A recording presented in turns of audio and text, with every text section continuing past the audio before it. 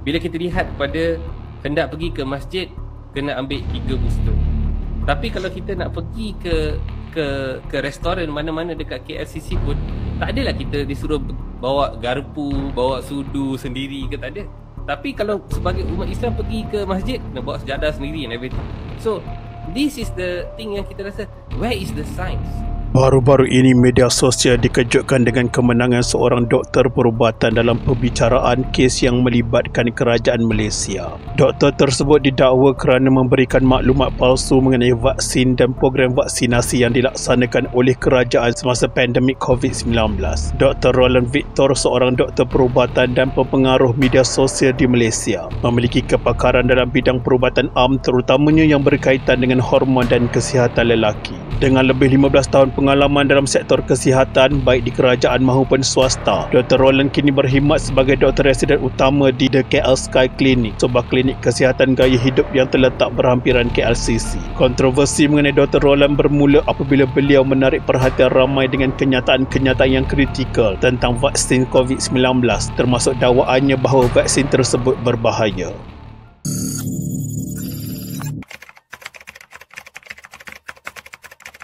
Kontroversi ini bermula apabila beliau memuat naik satu video siaran langsung berdurasi 56 minit pada 7 Februari 2021 menerusi laman Facebook rasmi kliniknya, The KL Sky Clinic. Dalam video tersebut, beliau membincangkan tentang fungsi dan keberkesanan vaksin COVID-19 jenis mRNA, khususnya vaksin Pfizer. Beliau menerangkan bahawa vaksin tersebut berfungsi di peringkat sel dan kemungkinan kesan sampingan yang mungkin dihadapi oleh penerima vaksin. So pada Februari 2021, saya telah mengeluarkan satu video berkenaan dengan kesan-kesan ataupun doket kesan-kesan sampingan yang mungkin ada sekiranya pengambilan vaksin itu dibekalkan, dan mungkin telah menimbulkan ketidakpuashatian setengah-setengah individu. Dalam penyampaiannya, Dr. Roland menekankan bahawa pengambilan vaksin adalah hak individu dan beliau tidak pernah menghalang sesiapa untuk menerimanya. Video tersebut bertujuan mendidik masyarakat agar membuat keputusan bermaklumat berkenaan vaksinasi berdasarkan pemahaman terhadap data dan kajian perubatan yang tersedia. Dr. Roland Victor juga mengulas mengenai potensi risiko yang dikaitkan dengan vaksin, terutama dakwaan bahawa vaksin boleh menyebabkan kesan sampingan yang serius dan pelbagai komplikasi penyakit lain. Kenyataan beliau ini menyebabkan ketegangan dalam kalangan segelintir masyarakat, terutamanya yang pro-vaksin, yang merasakan bahawa kenyataan tersebut berpotensi menimbulkan kekeliruan dan merosakkan keyakinan orang ramai terhadap vaksin COVID-19.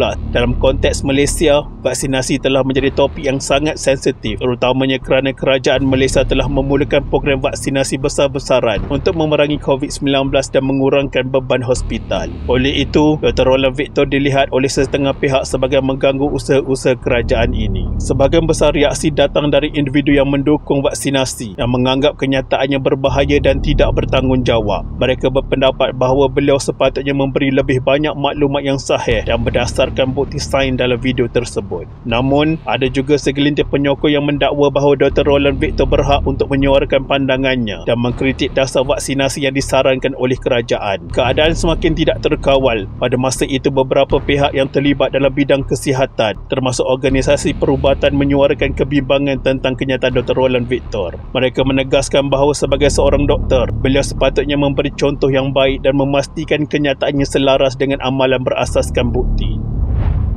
Pada Julai 2021, Dr. Roland Victor didakwa mengikut Seksyen 233-1-A Akta Komunikasi dan Multimedia 1998 atas tuduhan mengeluarkan kenyataan yang boleh menimbulkan kebencian atau mengganggu ketenteraman awam. Akta ini merangkumi kesalahan penyebaran kandungan yang dianggap jelek atau berunsur fitnah di media sosial. So, tuduhan telah dibuat. Saya mengaku tidak bersalah sebab saya nak mempertahankan video tersebut. Tuduhan ini mencetuskan polemik yang lebih besar. Ada yang melihat tindakan pendakwaan sebagai bukti sekatan kebebasan bersuara, manakala yang lain menganggap ia sebagai langkah yang wajar untuk melindungi keselamatan awam dan memastikan maklumat yang disebarkan adalah tepat. Dr. Roland Victor dalam kenyataannya menegaskan bahawa dia hanya menyuarakan pendapat peribadi dan bukan bertujuan untuk menyebarkan kebencian. Selepas didakwa, Dr. Roland Victor menghadapi perbicaraan di Mahkamah Seksyen Sepang. Dalam perbicaraan tersebut, beliau menegaskan bahawa kenyataan yang dibuatnya adalah berdasarkan kebebasan bersuara dan haknya sebagai seorang individu untuk menyuarakan pandangan. Beliau juga mengemukakan hujah bahawa kenyataannya tidak bertujuan untuk merosakkan kepercayaan masyarakat terhadap vaksin COVID-19, tetapi lebih kepada memberikan alternatif pandangan bagi mereka yang mungkin mempunyai kebimbangan mengenai vaksin tersebut. Pihak pembelaan juga berhujah bahawa kenyataan yang dibuat oleh Dr. Roland Victor adalah berdasarkan penelitian dan pengetahuan perubatan yang beliau miliki sebagai seorang doktor. Walaupun tidak bersetuju dengan pendekatan vaksinasi yang disarankan oleh kerajaan, beliau tidak menggalakkan orang ramai untuk menolak vaksin secara membuta tuli, tetapi lebih kepada memberi ruang untuk perbincangan dan penerangan yang lebih mendalam tentang vaksin dan kesan sampingannya. Pihak pendakwaan juga tidak duduk diam. Dalam hujah mereka berpendapat bahawa kenyataan Dr. Roland Victor telah mencetuskan kebimbangan dalam kalangan orang ramai dan berpotensi menjejaskan program vaksinasi yang dilaksanakan oleh kerajaan. Mereka mendakwa bahawa sebagai seorang profesional perubatan, beliau sepatutnya lebih berhati-hati dalam menyebarkan maklumat yang mungkin mengelirukan masyarakat. Pendakwaan turut mengemukakan bukti-bukti berupa video dan kenyataan yang dikeluarkan oleh Dr. Roland Victor di media sosial sebagai asas kepada kes mereka. Namun, dalam perbicaraan tersebut, pihak pendakwaan gagal untuk membuktikan kes mereka melampaui keraguan munasabah. Hakim yang mendengar kes ini mendapati bahawa bukti yang dikemukakan oleh pihak pendakwaan tidak mencukupi untuk menyokong dakwaan terhadap Dr. Roland Victor. Hakim juga memutuskan bahawa Dr. Roland Victor tidak berniat untuk menyebarkan maklumat palsu atau menyebabkan kekeliruan yang berbahaya. Oleh yang demikian, pada 7 April 2025, selepas beberapa kali ditangguhkan, Mahkamah Seksyen Sepang akhirnya memutuskan untuk membebaskan Dr. Roland Victor daripada tuduhan yang dikenakan ke atasnya. Hakim Ahmad Fuad Osman dalam penghakimannya menyatakan bahawa pihak pendakwaan gagal membuktikan kenyataan yang dibuat oleh Dr. Roland Victor adalah jelek atau mengelirukan orang ramai dengan cara yang membahayakan keselamatan awam. Keputusan ini disambut dengan kegembiraan oleh penyokong Dr. Roland Victor, terutamanya mereka yang berpendapat bahawa beliau telah menjadi mangsa kepada sekatan kebebasan bersuara. Banyak pihak yang melihat kes ini sebagai pertempuran antara kebebasan peribadi dan tanggungjawab sosial, khususnya dalam konteks kesihatan awam.